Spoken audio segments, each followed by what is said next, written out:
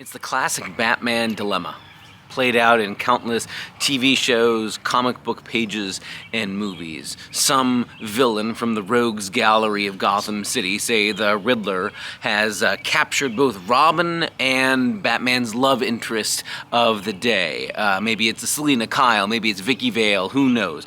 But there they are, both tied up. Robin, Batman's trusty sidekick, over here, and the love interest over here. Meanwhile, he's plotting some dastardly scheme to take over all of Gotham City, and puts it to Batman: you only have enough time to save one before the bomb goes off, or my terrible machine melts their brain, or whatever the weapon of the day is.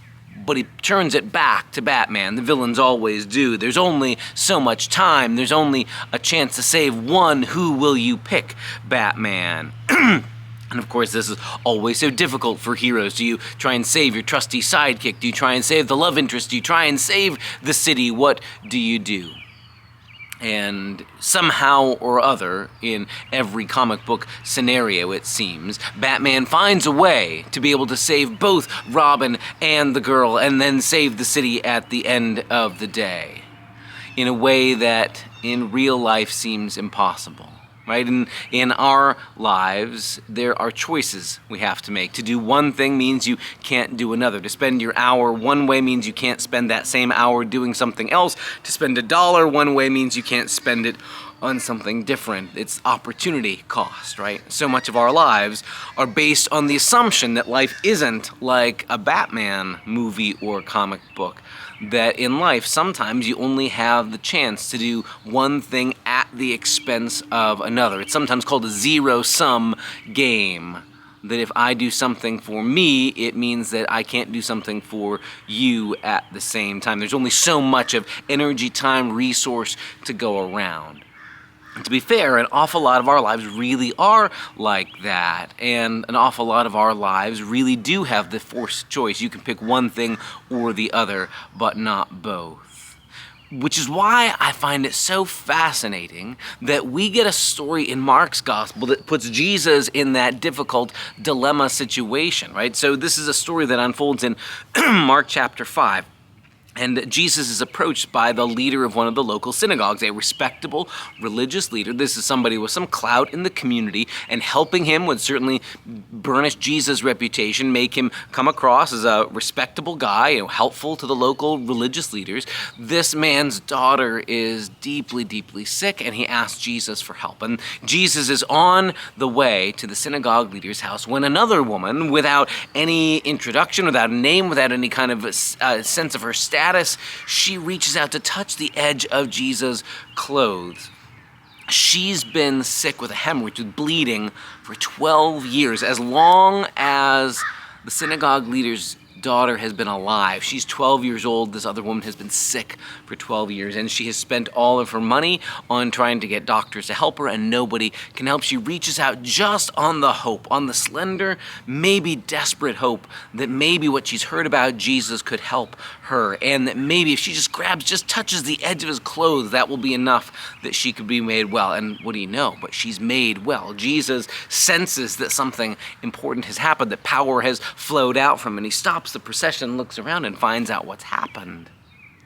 And now this woman is in everybody's target sights. Everybody can see what's happened. She's explained that she just reached out. She wasn't trying to stop the procession. She wasn't trying to intrude on Jesus.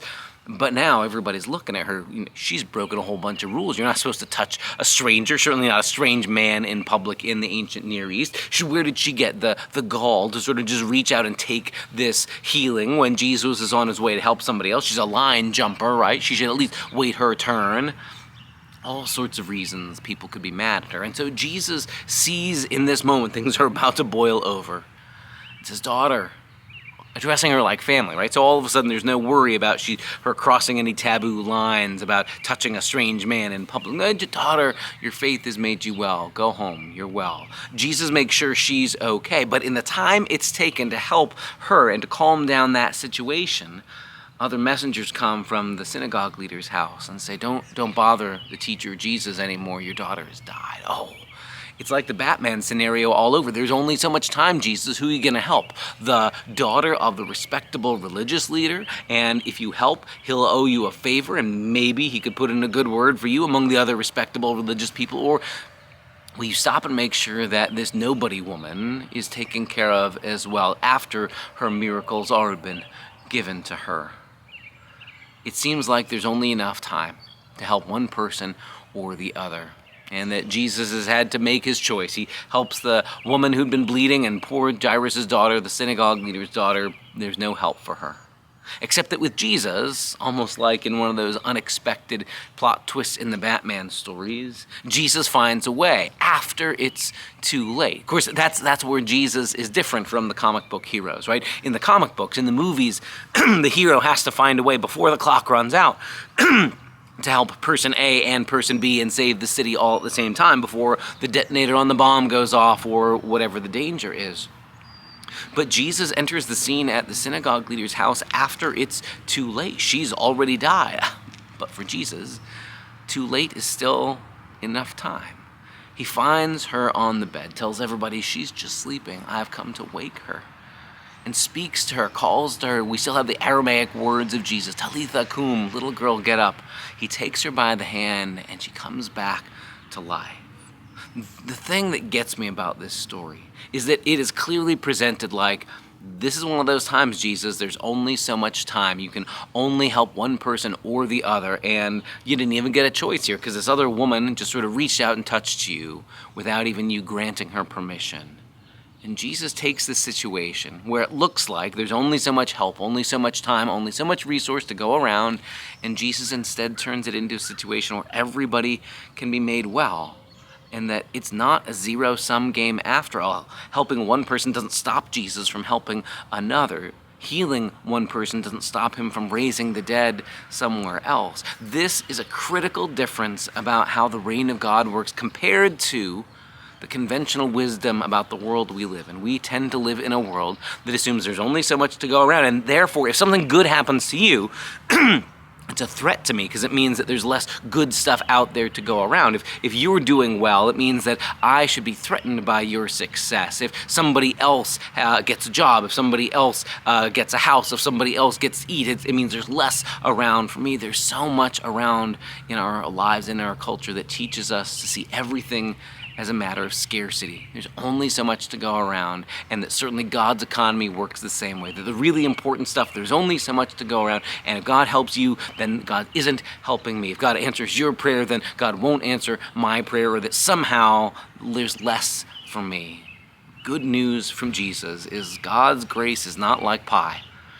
You being allowed to have some does not mean less for me. There's enough to go around. Jesus goes to great lengths in this story to show that healing one person does not prevent him from raising the dead in somebody else. And that in God's economy, God's amazing creative power means there is enough to go around for everybody. And I don't have to be threatened or upset or scared or angry when somebody else has something good in their lives. When God does something good in their lives, I can rejoice with them. And I don't have to be afraid, oh, they got a miracle, therefore I won't. Or they got something good happening in their lives, I should be envious of them. I don't have to be envious. There's enough good from God to go around. That's the conversation we're going to be having this coming Sunday as we take a look at that story and that dilemma presented to Jesus and how Jesus just breaks it wide open, doing good all around. Join us for that conversation this coming Sunday. See you then.